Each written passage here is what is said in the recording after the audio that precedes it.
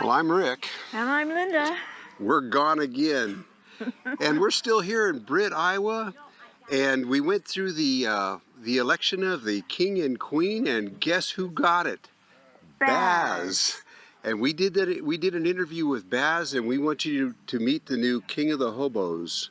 Hope you enjoy this.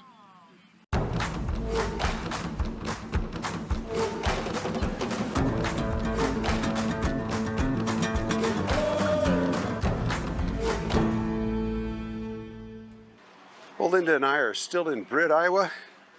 Got here on Tuesday. This is Friday evening. We'll be leaving tomorrow after they elect the king and queen, the hobo king and queen. You know, it's really funny. We were coming down here. We were going to spend one night, and then we were going to move on the next day. And these folks turned out to be such an accepting kind of a group of people. You'd be welcome here, even if you never rode the rails.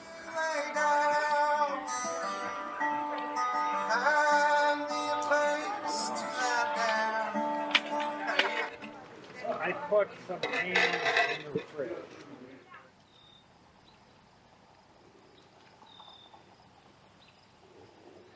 Yeah, I don't know exactly what to say. These folks, they're young and they're old, you know. Some of them in their last years, some of them just starting out. And we share one thing in common, and that's that we enjoy the freedom to travel. And we also share the idea that it's not about the destination, it's about the journey. Well, I'm sitting here with... My name is Bazz, man, Shabazz Spencer. Shabazz or Bazz? Bazz, cut it down the middle short. Sounds like jazz, but with a B, Bazz. He's another one that I met here, and he's in our group right here, and he and I have had a lot of nice talks here over the last couple of days, and I wanted to give him a chance to tell you how he got involved with riding the rails. How did you get involved with it? Honestly, it was depression.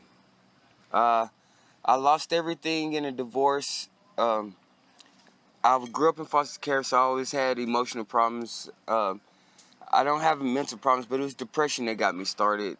I became suicidal once I got a divorce, lost everything in a divorce. I became homeless and just fell into this deep depression.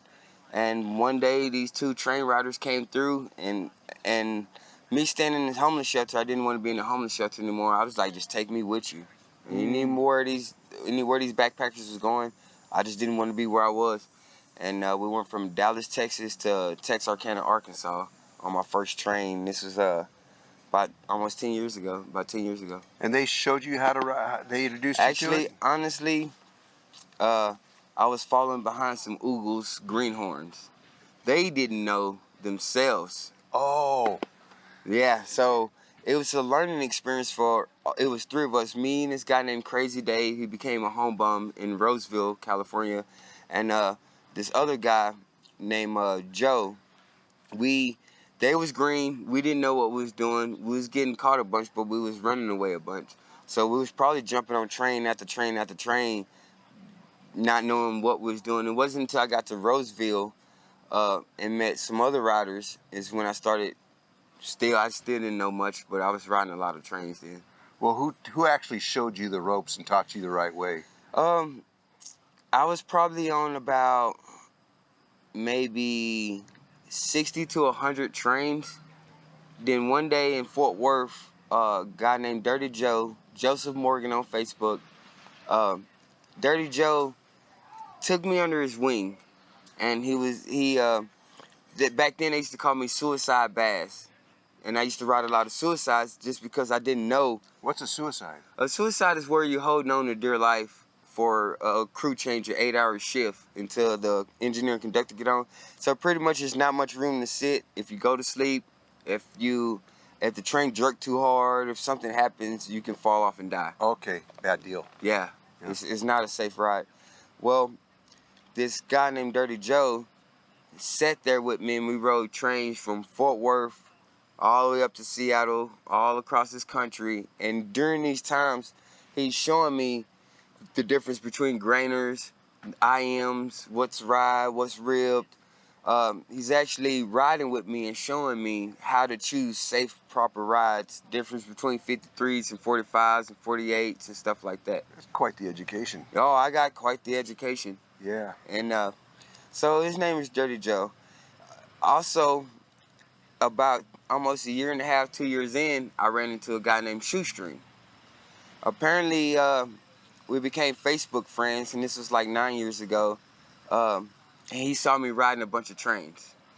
And Shoestring got me into counting trains, keeping up, keeping tabs, keeping documents, keeping videos of my stories of my journey, so I can eventually one day put them on YouTube and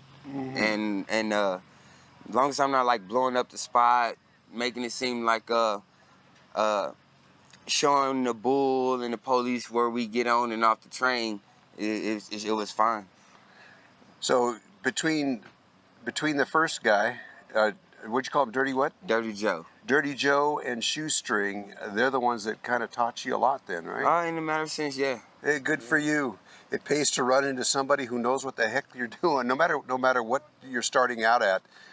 It's just so much easier than learning on your own, yeah? Oh, yeah. And well, how long now have you been doing this? I've been doing this August 10 years. So in 10 years, my first 2 years, I made it a point to try to see all 48 in-states. And even if it was just to jump on a grain train for like an hour or 2 hours to the next state, pretty much what I did. So within the first 2 years, I caught a freight train out of all 48 states here. Wow. Yeah. And then until now, I've been on 577 freight trains.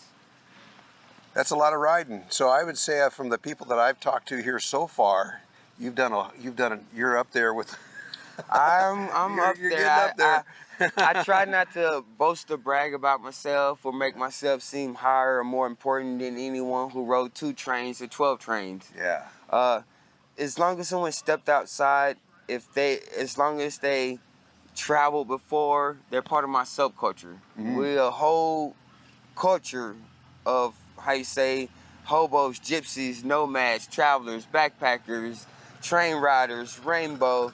There's so many different varieties of our subculture. Yeah. They're family to me. Yeah. Any person who stepped outside and decided they want to go somewhere, they're my fam. Well, that's something I've noticed. Now, this is our 3rd day here, and we've noticed that there is a strong sense of community here. Everybody tries to help each other out, and this is a nice bunch of folks. We intended to stay one night, Linda and I did, and we like these people so much, we like being here so much, we're staying for the whole thing.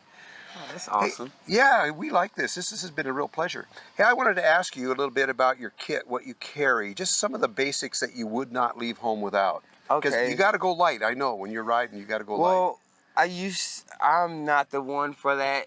Honestly, I carry way more than I used to. And actually, back then, I carried way too much because I had a comfort, and I wanted to be comfortable.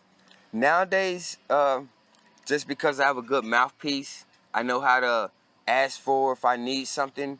I had social anxiety when I first started, so I needed to carry extra food, water.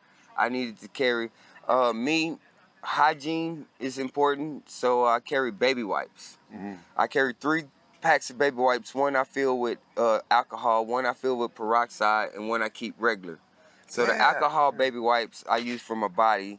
The peroxide ones I use for my genitals, and the regular ones I use for just regular baby wipes. You know, it's funny because that's what we do. People ask us because we camp out in the desert most of the time, and the baby wipes we spray them with hydrogen peroxide for just like you do. Mm-hmm. And haven't tried using the alcohol though too much. But that's just for like my body. I don't even wear deodorant. I haven't worn deodorant in over 5 years. You don't smell. Of course I don't.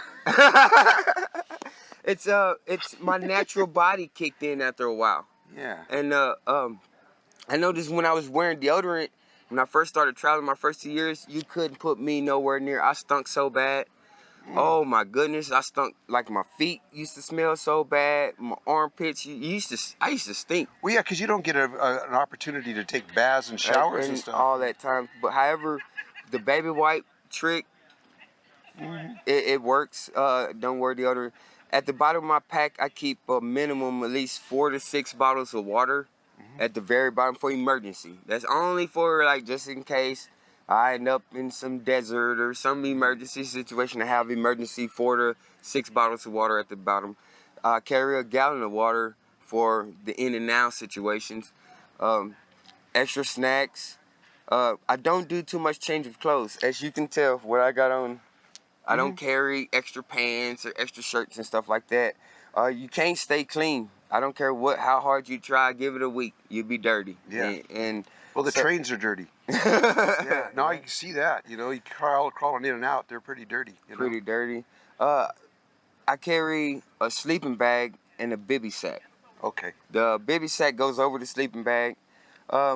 Now, recently I carry for 2. Just in case I met someone out there who could use something or need something and need an extra bag or coat or sweater, anything, some snacks. So I carry kind of heavy. I carry for 2, just in case I run into someone. You see what I mean about helping each other out, and that's part of it. So I carry kind of heavy. Yeah. And I noticed that myself could be in a situation where I could be in dire need. And being out here in these situations, you always run into someone who could use something. So yeah, I carry quite a bit. Yeah. Well, now what about summer and winter? Where do you try to All locate? right. Years ago, because of the amount of trainings I done, I thought I was some super hobo, and I realized real quick I'm not the super hobo. It humbled me a lot. I caught frostbite in the wintertime trying to do the high line, and I thought I could be the ultimate survivalist. Doing the high line in the wintertime, I would never do again. I was crying, I'm tapping out. I was gonna call the police on myself. That's how bad it was. So in the wintertime, I tried my best in darkness to stay in South and go from Florida to Southern Cal and be a winter Texan. Summertime is when I do my Washington, Oregon, up to Maine. So I guess I'm what you call just travel by the weather. And the High Line is? The High Line I take personally from from Seattle to Goat Bar through Shelby, Across northern Montana. Yeah, across all northern Montana, all North Dakota down. Pretty much I go from Washington to Chicago. We live in Montana, and we don't go to the High Line in the wintertime either. In fact, people in the High Line of Montana come down to central Montana to thaw out. Yeah, it's freezing. It's real cold. Well, and during the videos I have, there's like a foot of snow on top of me, and the snow kept me warm. Yeah, it does. And I'm from Texas. I'm not used to snow, so I'm like, oh, this is what they must think about igloos or something. But anyway, as I'm coming through Minnesota, it started raining. All the snow started melting. I'm in a slush bucket, and I couldn't feel from my kneecap on down. My feet was turning dark purple, and I thought it was almost cool because I couldn't feel my feet. And I was like, Yeah, no, your feet are frozen. Yeah. But it wasn't until when I didn't even make it all the way to Chicago. I made it to like Savannah, Illinois, and not Georgia. Savannah, Illinois. Yeah, I got off and I just laid next to the track for like a whole day. I looked up the ambulance and called the hospitals and stuff. Well, anywho, I went to the hospital, and the only thing they said they can do is inject me with ibuprofen and I had to take a bunch of ibuprofen. So I'm pounding ibuprofen, and as my sensation in my feet coming back, it was the most excruciating. I couldn't walk right for almost 6 months. Did you lose any toes or anything like that? No, I didn't lose any toes. Oh, good for you. Good for you. You're this close. I was close. Yeah. Yeah, I was getting I can see my coloration. Yeah. It took 6 months. Wow. Yeah, it would have been painful to walk. Yeah, you were lucky. You're a lucky guy. So, how old are you now? And how old were you when you started? I'm 35 now. I just had a birthday. Yeah, I'm still a young buck. I just had a birthday this past July. I went to Niagara Falls to the Maid of the Mist on a boat to see get misted on by the waterfalls. I was 24, 25 when I started. Yeah. I was a foster parent at 21. And as a foster parent, I was working on computers. I had a 6-bedroom, 6-bathroom house. I was making over $100,000 a year. And that's when I got the divorce, lost everything, fell into depression. I'm a young kid. Yeah. I'm only 24 years old at this point. Homeless, 24-year-old kid. And that's when I started following those backpackers around. So, who never knew 10 years later, at 35, I'm being a hobo. Yeah, but I don't know. It's pretty exciting, you know, talking to all you guys and finding out where you go, what you do. I've had that sense of wanderlust since I was a kid. My father just pounded that into me about getting out and exploring, and I just love the idea. So it's pretty nice. Okay. Cool. There's one other thing. Oh, have you done the trip up to Alaska yet? Okay. This one year I have a crew, CCE. The president of the crew is Dirty Joe, who mentored me. Yeah. And I ended up joining this crew. They have a crew that goes to Alaska to do the canning salmon up there. And then they ride freight trains while they up there just because there's something to do while they up there. Yeah. I got a plane ticket to Alaska and I was going to cross it off one of my states. And I missed my plane ticket to Alaska to do the whole canning work at canning salmon. I was going to knock that off my list. And instead I was with a woman. And yeah, I did not get to do Alaska. Women. Oh, Linda's right here. I got to be careful. Yeah. So no, I still haven't been to, and I got my plane ticket to Hawaii twice. Yeah. One time it was because I was trying to flex on myself. I was in, I just finished my first 48 by train. Yeah. And I'm like, I'm gonna go ahead and knock out 49 and 50. Yeah. So I bought a plane ticket to Hawaii, and I'm all the way in like Portland, Maine.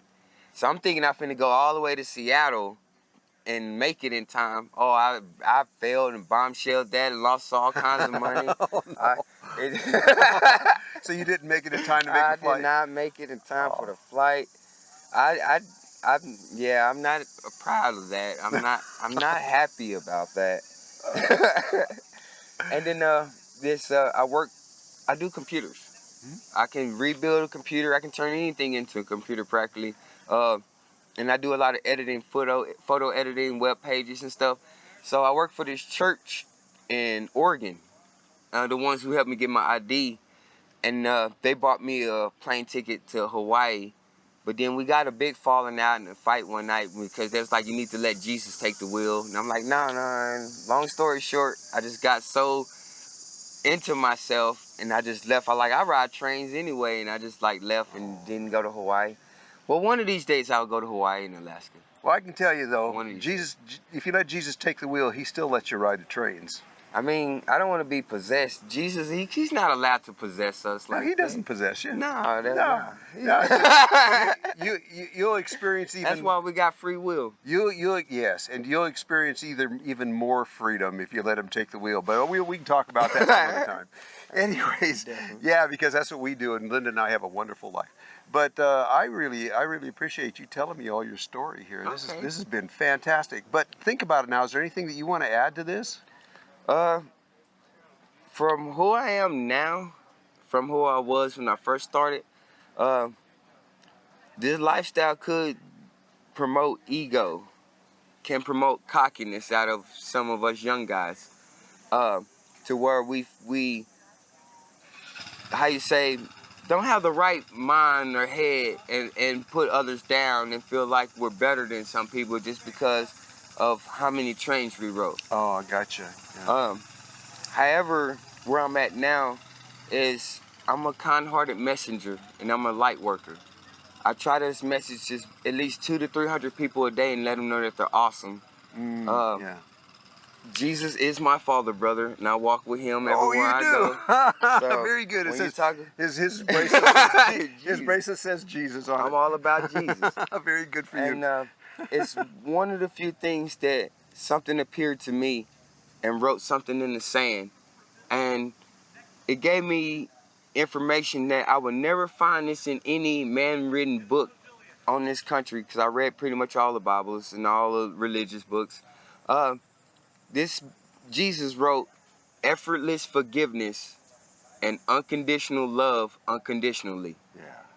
So I'm walking around practicing what my father, brother Jesus has been shown to me.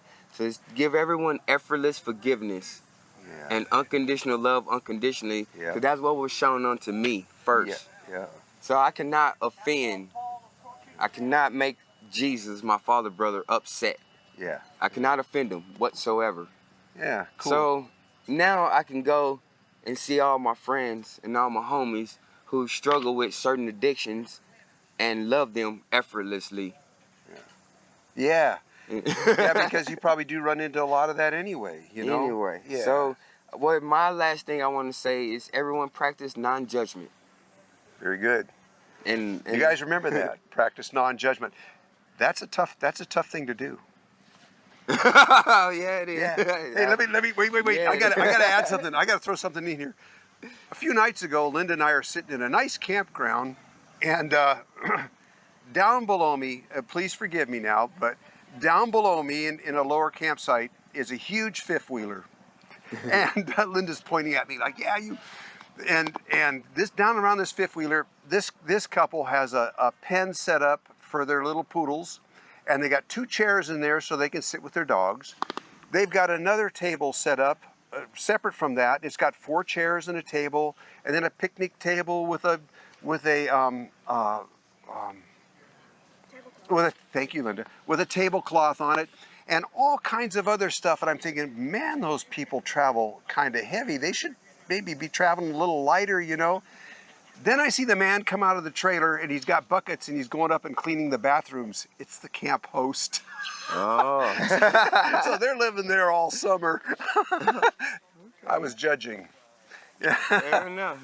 Hey, thank you, Bazz. I really appreciate it. This was a Definitely. great interview. Sweet. Yeah, it was great. Thank you very much. Hope you guys enjoyed that. Everyone. I'm here to show due respect because I've been out here riding trains for 10 years and I've been hearing stories and doing things. Who knew I would grow up to be a hobo?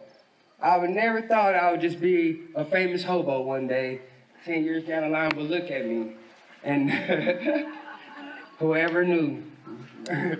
So mostly I'm an appreciation on how well the glue stuck. Well, how over year after year after year, I'm looking at beautiful kings and queens, and it's still going strong. Hobo ain't dead. I'm looking at it. This is what's up. The 2021 Hobo King, Bazz Man.